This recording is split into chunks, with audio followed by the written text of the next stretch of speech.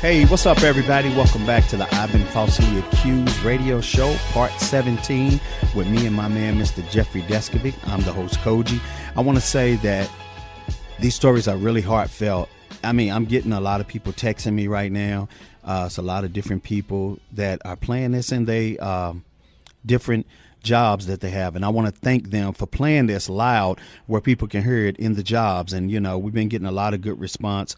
My boy just texted me a minute ago and he said, man, people are just really hanging around the store, you know, because they want to hear the rest of the show. And that's the kind of stuff that, you know, motivates me and Jeffrey. And I thank y'all for texting me and saying, you know, that this has really been a movement today. And, you know, we got great guests on today who's been through hell. I mean, been through hell, but they back, and they back with a vengeance. They back fighting, and it gave them a purpose. And that's what we heard, you know, just heard from our last guest. Jeffrey, would you like to speak on our last guest real quick, and then I'll come in? Yeah, just, you know, Kian is an inspiration in terms of, you know, what his academic achievements have been, you know, to finish up the bachelor's degree and then to graduate law school. I mean, to get into law school, Cogee, is no joke, you know, and right. and then to complete the work once there is very, very difficult. And, you know, Kian's been able to climb that mountain. I mean, I attempted to get into law school back in 2007, and you know I couldn't score high enough on the LSAT test. So, you know what he's doing now with what he did graduating. I mean, it's definitely something that I would have liked to have done myself, and I still may do in the future. But it's great to see him accomplish that. Right. And you know what? He's doing a great job. But Jeffrey, I want to go back to you real quick. Something that you said a minute ago, and I love it that you are transparent. Like you just said, you tried to do it, but you didn't score high enough. But you turned around and done something else that equals out to that, far as the fight that you're doing right now. Your organization, you still stayed close around the situation, and you found a way. And I love that about you. How important is that, Jeffrey, for a person not to give up, even if they have to go another route to get to the situation? Like you said, I'll come back to it in a little bit. You brushing up on everything you need to do right now to take the test again in time, but you'll be ready the next time. How important is it not to give up, Jeffrey? Extremely important. Cogee, sometimes it's not the literalism of what we want, but the general area we want to be in. And if it wasn't, we can't get there through a certain route, then we need to, look for a different route. Everything doesn't have to be all or nothing. There can still be another way of accomplishing another goal, just from a different, just from a different route, but in the same area. I think it's better to work in a general area around an issue that you feel passionate about than to just say, you know what, I couldn't get there the way that I wanted to, and therefore I don't want nothing to do with it. That's right. You're definitely right about that. Now, I want to go to Kian. Kian, I want to say thank you for being on the show again. Sure thing, Cogee. And you're doing great. I mean, I'm loving your interview. I'm sitting back listening to you, but I hear your passion and I hear your heart. First thing I want to say to you, and this is what people been texting me, and I was thinking the same thing. How do you feel that you got put away by something that your family member done, and he let you be there? You get what I'm saying? And go through that when you shouldn't have. Yeah, absolutely. I mean, obviously, that's a very disappointing circumstance. Cogee, I mean, friends come and go, but you can't choose your family members. That's right. You're right about that. You're born into it. There's one way in, there's one way out. That's right. And that was a very disappointing scenario, something that I can't fully explain. But at the same time, he's not the one who picked up the paper and signed a statement stating that I did it, and he didn't construct this whole case against me. He was a passive player, and his actions initially in stabbing the people did lead to my incarceration. Right. But I have to place the burden as well on those that fabricated evidence and hid evidence that indicated he was guilty. And obviously I'm talking about public officials, workers, people who had responsibility in the case. That's right. I hear you. Well, let's do this real quick, Kian. I want you to do it. Tell everybody your first name and last name. Tell them, in case somebody's just tuning in with us, tell them what you was locked up for, because your passion and your heart is really in it right now. And I want you to just let it out, because it was sad what you went through, what all y'all exonerees went through, Jeffrey and everybody. But you can tell the story and you can tell the intro better than me and Jeffrey. So let them know your first and last name and what you was convicted for. My name is Kian Khatibi. I'm out of Westchester County. I was convicted in 1999 of assault in the first degree. 2 people got stabbed. They didn't know who stabbed them, and there was a case concocted against me. And the officers obviously made it look like I did it when I did not. My brother had committed the crime, and it took me 9.5 years to fight and get out of prison to prove that. What kind of relationship do you and your brother have to this day? Well, it's not the greatest relationship as you can imagine. At the same time, he is my father's son and my mom's as well. And that's a link we share. And, around holidays, I see him, and all I could say is that, I wish him the best, and I hope that he has an opportunity to improve his life and the things that he does. I don't want to curse upon him, because that would make my parents very sad to see him suffer. I just, I wish him the best at this time for himself. I hope he can get his life together. He's obviously a very troubled person, and has done some things which, show a very bad sense of judgment. Right. Have you forgiven him? Well, that's a tough question. I think I've forgiven him more than I've not.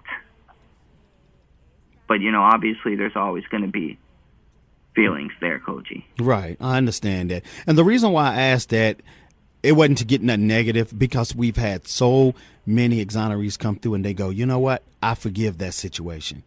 I forgive that situation. And what I was leading to was, what does it take for you to forgive that situation? What certain point do y'all get to where y'all go, you know what? It's not even worth worrying about no more. I'm free. I need to move on. What point did you hit before you got to that?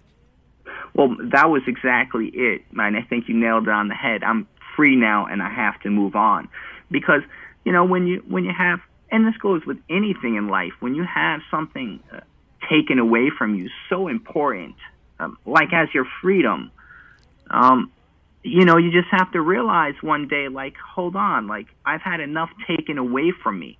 If I'm going to let my following days be consumed with anger and hatred, that's just more time that's going to be taken away from your enjoyment of life. So you have to put it behind you. That's right. You right about that. And when you was in there with everybody, who some people did do crimes and some people are in there falsely accused, and you would have these conversations about your case, and some of them made you feel like, we all say we innocent. How did you feel with those conversations? Well, that's kind of like, it's not just the conversations with other prisoners or inmates in jail. I think that when judges look at these motions or hear about, cases coming up through the system, I think they have the same perception. And that, that does a real disservice to the folks that are innocent and trying to get out. But that, that's just the way it is. It's not a good thing, but, I don't know what to say. It's just, it's a very tough predicament. Right. And how do you feel about, the people that's in prison right now, some of the ones that you might have known, some of the ones that's fighting the same kind of case as you, but they not getting the opportunities that you getting right now to be out and be free? What would you want to say to those people that was left behind, the ones that you did bond with? Well, I'd want to say to them, and, hey, they might be listening right now, because there's one of the things we do have in prison, and that's a radio, Cogee. Okay. And I would say, listen, keep trying. Don't give up. whatever you have to do in prison, and you have a job, you have to do this and that, sports, work out, but still spend your time in the law library fighting, and don't give up. Try to find new ways and new avenues to obtain information and to communicate that to new people, and don't give up. And listen, I graduated law school. I'm going for my license in July, and hopefully everything will work out and I'll be a lawyer in New York State. And if you're innocent and you're in jail, you write me and you let me know, and maybe I can help you out. I definitely will try. I love your heart, man. I mean that. I definitely love your heart. You got that fighting spirit like Jeffrey do, and like I do, and I love it. Those kind of people set me on fire when they come through this show, me and Jeffrey's show. Now, I want you to talk to our listeners real quick, Kian, and tell them why this show is important, and why you feel good being a part of this show today. And I can tell you feel good about being a part of the show today because I feel your heart, I feel your passion, and it feels like you get to just dump everything out of you, even more, to move on. Yeah, absolutely. I mean, this is a great opportunity, a great, platform to get the message out. It's also very relieving to talk about, obviously, hard situations, which I've been in, and that's a good thing. It can be, I guess, therapeutic in a way. But at the same time, it's good to get that message out, because you can look to 20 years ago, and nobody even, this innocent movement didn't exist. There was a whole lot of people in the judicial system itself who thought, this doesn't go on. Our juries are right. People in jail, 100%, they always did it. And that's been a long, hard battle to overcome that. That's right. You definitely. Go ahead. It's communication. We have to continue to communicate and have this fall upon the right ears, so people really understand that it is a much more flawed system than we had ever knew. That's right. You're definitely right about that. And that's why I say, me and Jeffrey, we look forward to this show. We look forward to doing this show. I mean, we text through the day, you know what I'm saying? When he ain't busy and I ain't busy, and we say, okay, well, let's get this guest, because we want it to be powerful, just like how we got it now with real stories, real people. But, the winning spirit of how y'all overcame it, how y'all came back. Y'all still might have ups and downs, but y'all out of that hellhole. And that's what it's all about, getting y'all out of the beast of the belly. And, that's why we do this show. So what we're going to do, we're going to take a break real quick. We got to take a break, and we'll come back real quick. And when I come back, Kian, this is what I want you to answer for me. It's a lot of young people out here, these teens, they out just doing everything, wilding out, popping up on TV, and they think going to jail's cool. We hear people say, hey, I don't care about going to jail. When we come back, I want you to talk about your jail experience real quick, and I want you to let them know why you crazy if you want to go where I just came from. It's people that's fighting to get out, and you don't care about going in. That don't make sense. You get what I'm saying? I do. Okay, so we'll be right back, and I want you to answer that question when we come back. To all our listeners who's listening, I know y'all want to hear what Kian has to say, so stay locked in, stay tuned in. To all the businesses that are playing my show right now, me and Jeffrey's show, we thank you so much. And I'm going to tell anybody, if you're going to deal with these businesses, these are the businesses to deal with, because they care about the safety of people. We'll be right back. Hey, we back, everybody. Welcome back to the I've Been Falsely Accused, Part 17 show with me, the host, and my co-host, Mr. Jeffrey Deskovic, who, like I said, definitely is doing a great job today with his interviews and definitely giving his points. So I want to go to Jeffrey real quick, and then I'm going to come back to you, Ken. I'm going to ask you that question that I just asked you before we went to break. Jeffrey, what do you think about our guest today that's on here right now, and how powerful is his story, along with all the other ones, but what he brought to the show today? I think he was really powerful, and I think he's an example for exonerees in doing as much as you can with your life post exoneration, post release. I mean, freedom is only the beginning. That's right. You right about that. And we're going to be talking about that at the 30 after mark. That's when Jeffrey comes in, and Jeffrey's going to bring us up to speed on everything. And Jeffrey's definitely going to talk about when you get out. That's just the start of rebuilding your life. That's just a start. You know, and a lot of people don't got no bed to go to. They don't got nobody to turn to. Some people get out and their whole family has already been passed away and they have nobody.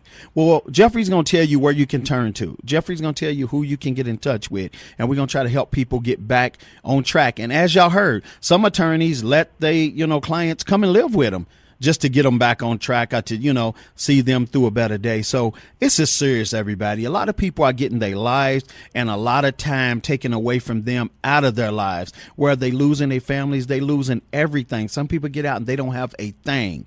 That's why this show is very serious to me and Jeffrey, and this show is very heartfelt. We really do care about the community. We really do care about our exonerees, but also we care about our families. We care about y'all's families. We care about, what y'all see in the news, what y'all see in the newspaper. Y'all have to double check the information. Stop thinking every time something come across the news, this person is just in trouble. If it was me and Jeffrey, if it was anybody, stop thinking we just in trouble or we done this. You got to remember, it's all kind of lies and it's all kind of trickery to try to stop the message that we bring in right now, because we enlightening people. We making y'all think. We making y'all investigate the message. We making y'all really want to know what happens. Well, that's what we trying to bring, and that's what we hope y'all getting out of it. You got to start thinking for yourself and stop letting people think for you, and stop letting the TV and the newspaper guide you on what to think. Okay? So now what I want to do, I want to go to Mr. Kian again. I want to ask you a question. It's a lot of young people right now. You see them on YouTube. They doing all kind of stuff. They really don't care about going to jail. They don't care about, the sacrifice of losing time out of their lives. They just don't get it and they don't understand. Can you break that down in your own words about jail? What you went through in jail, why you shouldn't want to go to jail, and why would you do your parents like that and send them through that where they got to put out so much money for something that you did on purpose? Well, let me tell you, when you're and I'm mostly speaking to young people here, because once you get older, people tend to realize, oh man, I made some mistakes when I was younger. That's right. But when you're going through it in your teens or early 20s, you don't think about that. You go to jail, you get locked up, you might have a reputation, a bad boy in the streets, some street cred, and sometimes that can turn out to be a good thing in your social circle. But down the road, that's going to hit you. You're going to have a hard time finding some real things to do in this life. And the crime's not going to pay, because you're going to end up, whatever you're doing, whether it's selling drugs or just silly things on the street, you're going to end up in jail for a lot more time than you think. And every time you get a visit, which isn't going to be that often, let me tell you, you got to strip naked everything and just get humiliated. And this is even going on all day in prison with the officers, and you eat slop. And then when you get out, you're not going to have any money. So if you got to be smarter than the handcuffs. That's right. The time, that energy you can spend going to college, community college, apply for loans, that's going to pay off a lot more. And, well, the good thing is, though, time heals all wounds, and that even goes for someone with a felony conviction. I know some folks in prison who got out, and, it was hard for them to find a job because nobody wants to trust them. And, in a way that's, understandable. Why would you choose someone with a felony when you got somebody with the same credentials right next door who, has made less mistakes? But time heals all wounds. You can put that behind you. A certain amount of time will go by, no matter what you have done. If you show people that you're changed and able to change, your past will disappear, and people will look toward what you have to offer right now. So, why make so many mistakes, though, when you're a teenager? The less you make now, the easier it will be for you later, though. So that's my advice. Okay, and you know what? You definitely broke it down. Now, what I want to do real quick, my team want to say something to you before I break you out, and we go into Jeffrey's segment, so I want my team to ask you questions. Start with Miss Peaches. Miss Peaches, what you want to say to Mr. Kian? I just wanted to, say that his story, it really touches me, because I have brothers and sisters, and I can't imagine having to do time behind something that one of them did. That's a very hurtful thing, and I know I appreciate your honesty when you said that you kind of have forgiven but have not forgiven, because I can't even imagine how it would be to sit at the family table on holidays and look at the person that you know put you in the position that you went through. So I just want to commend you for your time here on the show today and what you've done. Thank you very much. I appreciate that. All right. Foxy, what would you like to say to Mr. Kian? Hi, Ken. How you doing, Foxy? All right. I think what you said about with the children, I think that the mistakes that they make is because they're immature. Is that true to say? We've all been there, you know. So they're immature and they don't learn these kind of things in school. So where would they learn how to not make these mistakes? They would have to learn it in school, true? You know, a lot of it does start with school, you know, and then people they don't realize how important school is, so they end up trying to have more fun during those high school years than learning. And, you know, it's important to have fun, but you just got to realize how important it is to go down that path, because you're going to want to use that later in life to earn some real money. That's right. Instead of, and get a real reputation where people really respect you and call you and ask you for advice and for jobs, instead of just a little street cred, which fades down the road when you're in Sing Sing for 10 to 20. That's right. Mm-hmm. You're right about that. You definitely hit that on the nose. Okay. You definitely hit that on the nose. So what I want to do, I want to say, you know what, with that advice that you did give, you know, to the children with the question that I asked you, could you answer for me? I think you hit it on the nose. You definitely broke it down.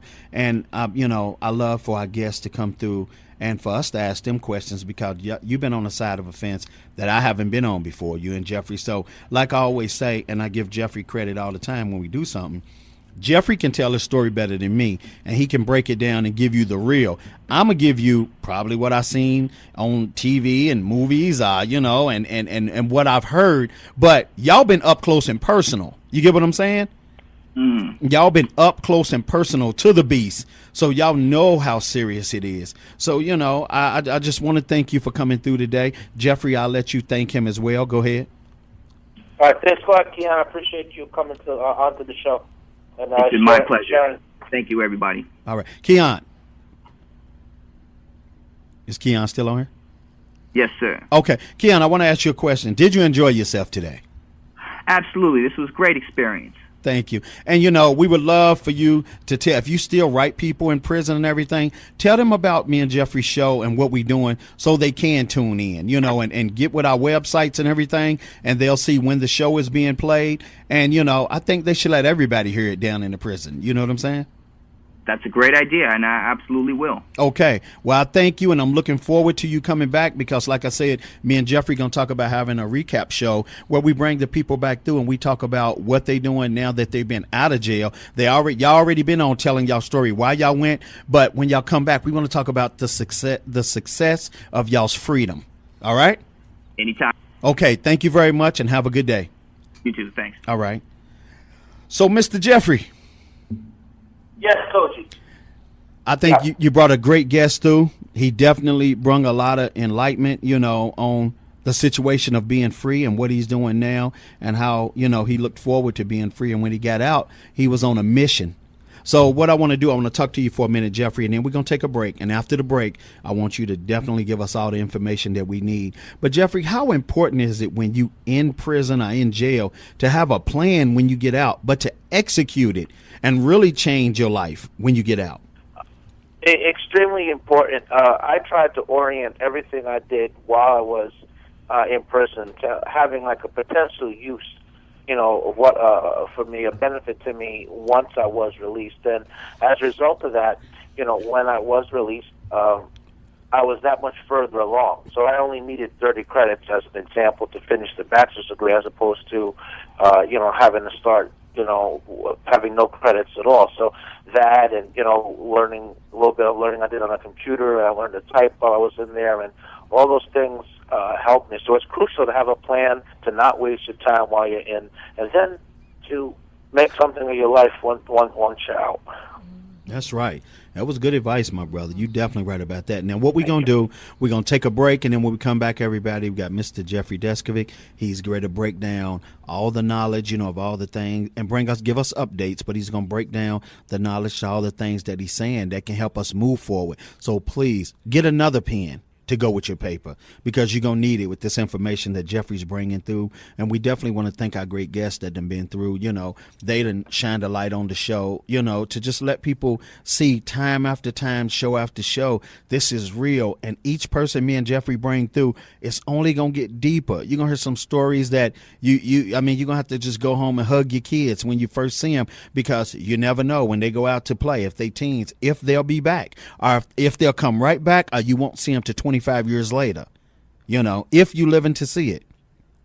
So this show is real, and we want y'all to know that we in the fight. And everybody that's tuning in and all the businesses that's playing this over the air right now, we love it that y'all in the fight with us. That makes us feel like family, and I feel like we one big team fighting, to get that justice out there for the people who deserve it. You're listening to the I've Been Falsely Accused show, part 17, with me and Mr. Jeffrey Deskovic. I'm your host, Cogee, and we'll be right back, and get ready for Jeffrey's message. Hey, what's up, everybody? We back to the I've Been Falsely Accused radio show. I'm your host, Cogee, with my man, Mr. Jeffrey Deskovic. We're definitely bringing it to you strong, bringing it to you real, and definitely let you hear how these people dealt with being falsely accused, put away for 17 years, 15 years, 20 years, 30 years. Sometimes, 2 days is too long when you know you didn't do something. 30 minutes is too long. So we just want y'all to know it's real. This is part 17 of our show. So, Jeffrey, what I want to tell you, too, after the next commercial break, I'm going to let you go ahead and do your thing, and you'll bring us up to speed. We have, somebody who's in the studio who wants to ask you a question over the air about their son who's in prison. And she just got a letter from her son saying he just wants to commit suicide and just get it over with. And this is something that's really deep that's going on in my studio right now. She's been in tears. She's been upset. But I want you to bring your message first. And after the next commercial break, Jeffrey, if you can help her along with a little information. All right? Absolutely, Cogee. Okay, so everybody, this is Mr. Jeffrey Deskovic, and he's going to bring us up to speed right now on what he's been doing, the things we need to know, and the progress of his work. Go ahead, Jeffrey. Sure. Well, I mean, I've guest hosted the Don't Worry Murray show a few times in New York, where I had you on. I think it was last week, Cogee, right? Yes, it was. So yeah, I've done that. I've joined the advisory board of an organization called the Center for Prosecutorial Integrity, and the purpose of the organization is to bring about a coalition of people that are going to fight for reform on a federal level. I spent about 10 hours with them in various phone calls and research and, just typing. But we have a pretty good bill that we're going to have. We're having a summit. It's called the Innocent Summit this week, in D.C. on Friday the 20th. And we're looking to get more organizations and more individuals behind it. And we're going to do some lobbying. We'll try to get some federal sponsors, but we want to try to have what's called open file discovery, which means that a defense attorney should have access to the same information that a prosecutor has. You should know what the lawyers and therefore defendants should know what the evidence is against them, as well as information which is favorable to them. And the bill would also remove prosecutorial immunity from prosecutors. A different organization that's working on a state level called It Can Happen to You. I'm also an advisory board member there. We had a rally in Albany last week. We got some members of the press to come out, and we made some lobbying rounds, and we're working on a bill which would establish a commission on prosecutorial conduct. It would be like an oversight board for the prosecutors. So we were able to have some success on that this year. We got it passed in the Senate Judiciary Committee as well as the Assembly Judiciary Committee. The bill's going to come back up again next legislative session. We anticipate being able to repass it there. We have one more subcommittee to pass it. Then we'll get a general floor vote. But I believe that we're going to get the legislation passed. So those things are pretty exciting because, Cogee, one of the dominant themes and a lot of wrongful conviction cases that we've gotten on our show is the theme of prosecutorial misconduct. And so I'm happy to be working with both organizations, and they also work with each other. So I think that we're in an exciting time. Another man was exonerated, I think it was 1 or 2 weeks ago, from Brooklyn after he had done 17 years wrongfully on a murder case. Mr. Logan was exonerated. So exonerations continue to happen. I've been doing a lot of preparation for my upcoming civil rights trial, which will start on the 30th of June. So I'm putting the polygraphist who was kind of like a but-for person who wired me up to that machine and interrogated me for 7.5 hours, and deprived me of food and invaded my personal space and yelling and screaming and asking the same questions over and over again. It's time I'm putting him on trial. So I'm looking forward to fully airing all that happened in my case and getting a jury verdict there. Get out, Jeff. Learn about his fair play, huh, Cody? What goes around comes around, Jeffrey. Oh, it does. It does indeed. It does, yeah, exactly. No, it does. Then the 28th of June, there's a different organization that I've been working with called the Statewide Coalition for Parole Reform, and we're working on trying to get some reform for parole. I mean, we focus on wrongful convictions here, and rightfully so, but there's a lot wrong in the parole system. Cogee, there's a lot of people who are elderly, who are in prison, can't get released on parole because the parole board cites future dangerousness. I mean, I've seen people that were in wheelchairs and in debilitating diseases and with canes, and these people, according to the parole board's decisions denying them parole, they wouldn't remain free without posing a threat to society. And a lot of people who do turn their lives around. They're guilty, but the way that they've turned their lives around and educated themselves, they deserve a second chance, but they can't get it. So I found a group that they're taking the lead on it. They just want to make strategic use of my time. They want me to lend my name and timely appearances to help push for things, and so I agreed to do it. So lots of stuff going on. I mean, I'm trying to work with other people and trying to get things done. That's right. You definitely doing it. But I want to go back to something you said a minute ago when I said what goes around comes around. You said you having a chance to go back in and talk against a person that railroaded you, right? Yes, absolutely. Yeah, he's on trial. Now he has to defend himself for what he did. That's right. And that's why I said, wow, I like how you flipped that. What goes around comes around. And if a lot of people had a chance to get those same people back in court who dogged them and put them away, everybody could see that they were being set up, that they were being bamboozled, that they just played the card to get the conviction. Can you speak on that real quick, Jeffrey?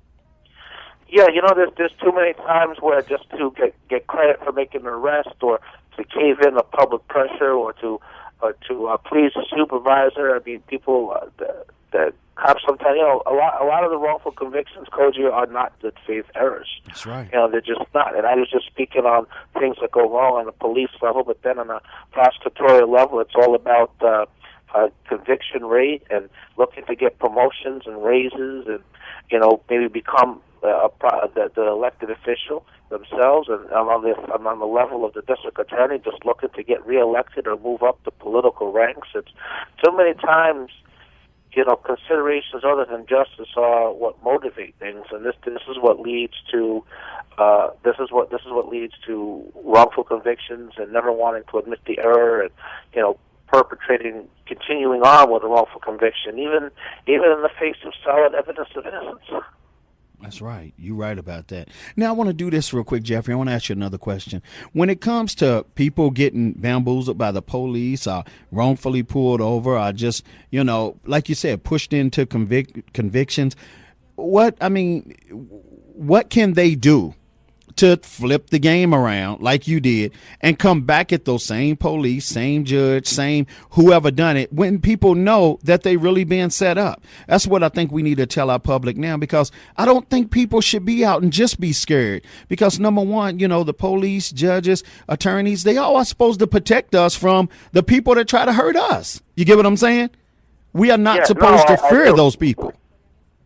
No, I agree. I mean, I think that, audio taping, videotaping things. I mean, just when we see somebody that's having an encounter with the police, then from a safe distance, we should videotape and record it. That's right. I think it's important, as has been said a few times on the show, to insist on having a lawyer present.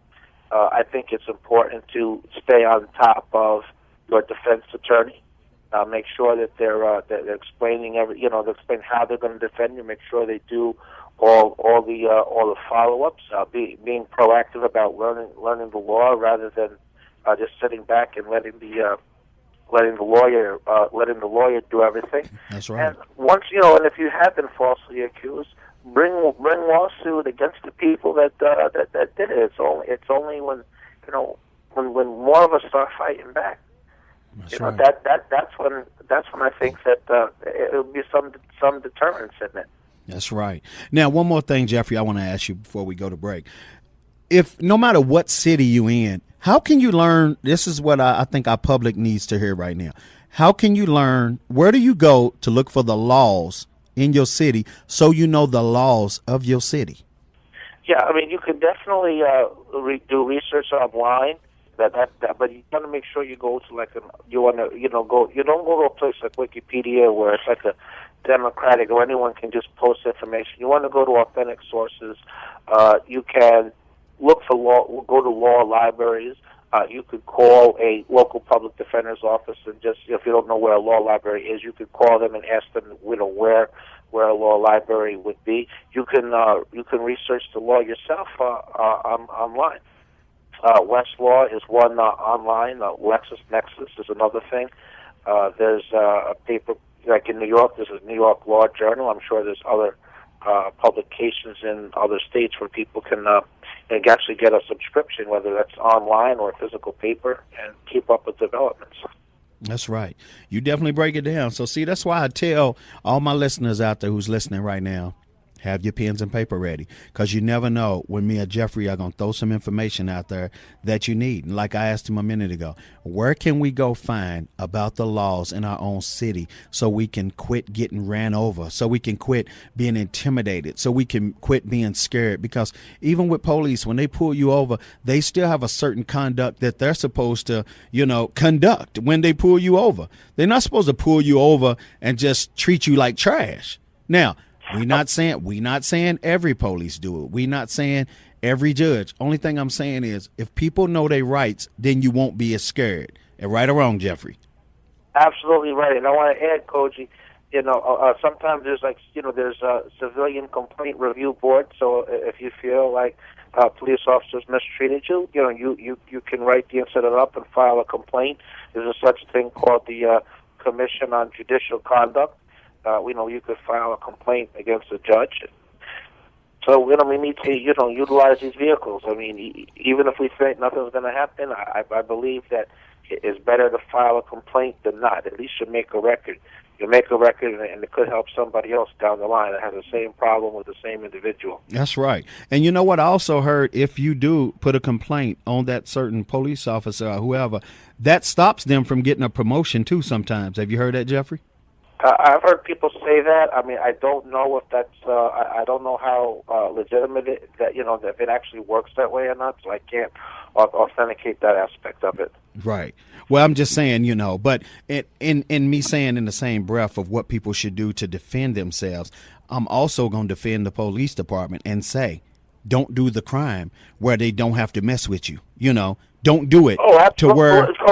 You and I did a show. We did a show. I think it was a month ago, and we talked about avoiding problems, avoiding incidents, and steps you should take if you're pulled over, just so as to make the situation less dangerous for the police and less dangerous for yourself. That's right. putting lights on in the car and keeping your hands where they, you can see them, yes sir, no sir, and all that type of stuff. It's important.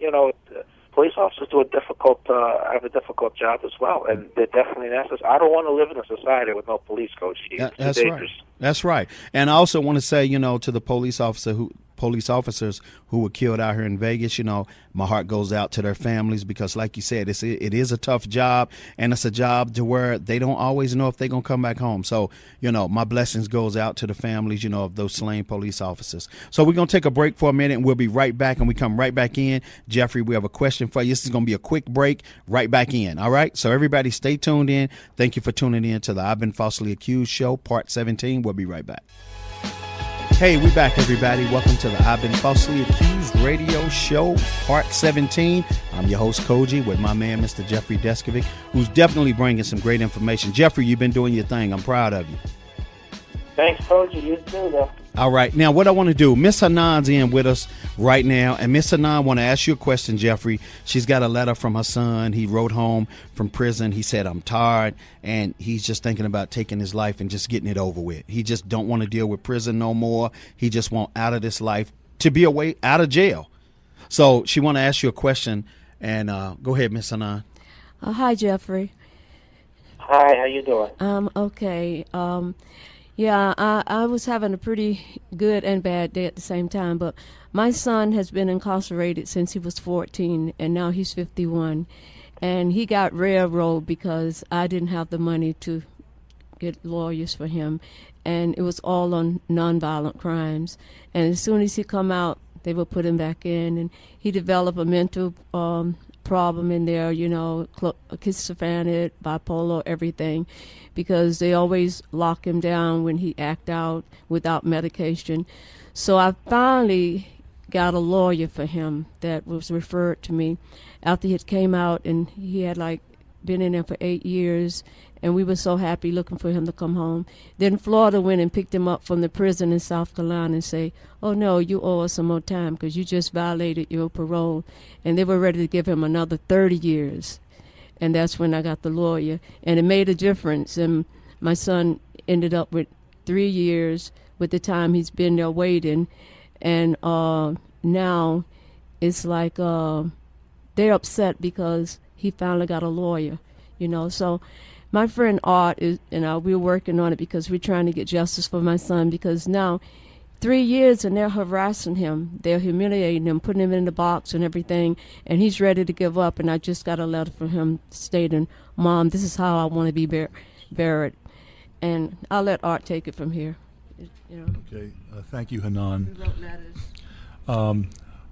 I guess a common theme as far as what we're going through is you have to keep getting in touch with different authorities, making sure that they are aware that there's an injustice going on in our system. These authorities are the people that have the most to lose, so to speak. And by not being silent, by exposing this constantly, we must put pressure on both our elected officials and also officials within the system to make them responsible for any inadequacies within our system. Okay, go ahead. Okay. Okay. We got to give Jeffrey, Okay, on short time, you Jeffrey. got to let Jeffrey answer something. Yeah. Jeffrey, real quick, you want to answer the question? Yeah. It's a very difficult situation.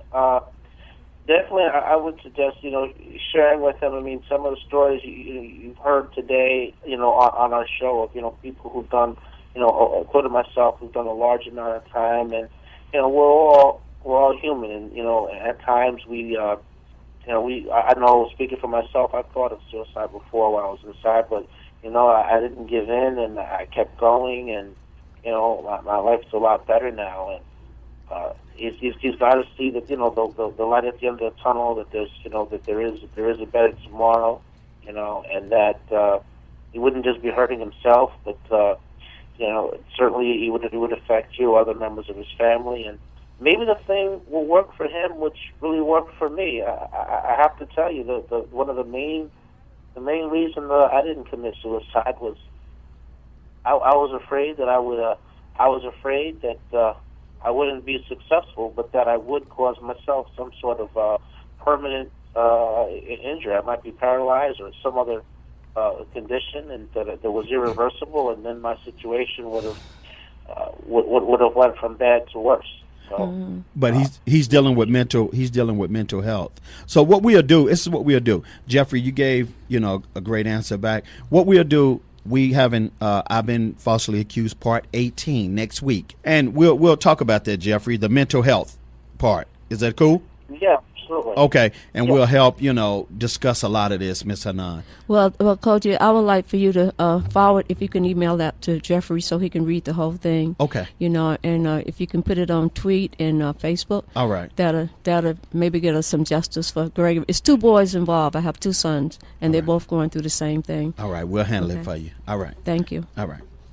And definitely. And this is Jay. I wanted to thank all of our guests for being on today's show. We're nearing the end of today's show. I've been falsely accused. We want to thank Sabrina Butler, the only woman in the U.S. exonerated from death row, and Kian Khatibi, released in 2008 after serving 9 years. We want to thank those guests. And thank you, Jeffrey, for co-hosting with Cogee. This has been a great show. Back to you, Cogee.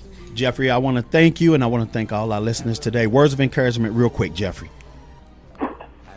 The words of the late, great Jim Valvano, right? Don't give up. Don't ever give up. All right, there it is. So to all our listeners and our guests, I want to thank y'all for tuning in today.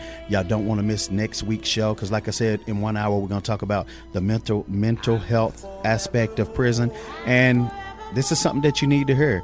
I hope you enjoyed the show today. I want to thank all the businesses that play, our show and let people hear what's going on and what we're doing here on Talk Radio. Bring this message. So much love to everybody out there. Be safe, watch yourself, know the law, and don't break the law.